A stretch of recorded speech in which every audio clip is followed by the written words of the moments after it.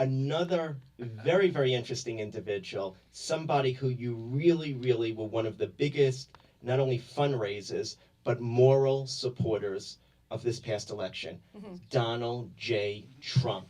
Tell me about the run-in with you and Liza. You know, I miss the Third Reich. I'm so glad it's back today. With Tila Tequila as their mascot, by the way.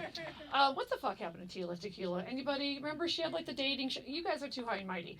There's a little whore named Tila Tequila who now is happily photographed doing literally the Zig Heil move. It's been all over the papers, but she was a reality star gone bad.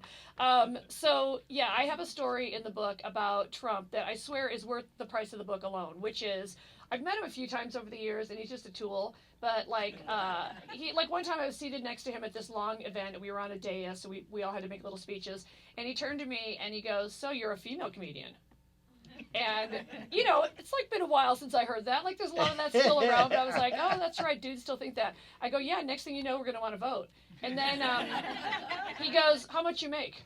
I go, "How much do you make?" And he goes, $1 billion. I said, "Me too." And then I just turned and talked to Gilbert Gottfried. So he's like a freaky dude. But the craziest story is that one time, when he was doing The Apprentice, he wanted me to host a charity fundraiser as part of like a challenge.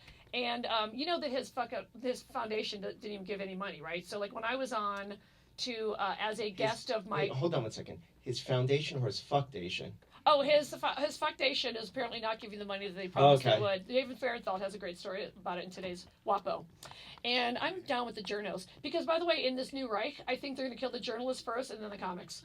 It's going to be like me and Wanda Sykes, like Tiananmen Square in front of the tank. So come visit us in the gulag when we just go too far. But yeah, so I literally had a wild day with him because I flew out to one of his, from Los Angeles to a club, I think it's called Briarcliff in like New York or Connecticut or something.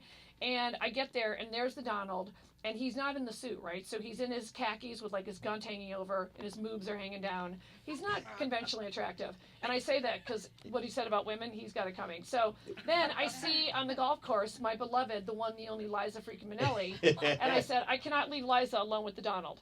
And, she gets the spins. And so literally it was this crazy day where Trump, or the Donald, he likes to be called the Donald, was driving a golf cart with me and Liza Minnelli in the back seat. I swear to God, there's a picture of it online. I'm not making it up. And Liza kept saying, "Oh, make him stop and get in the spins." And I was so mad at him I was like, "You can't treat Liza like this. Slow down, the Donald. She's getting the sick."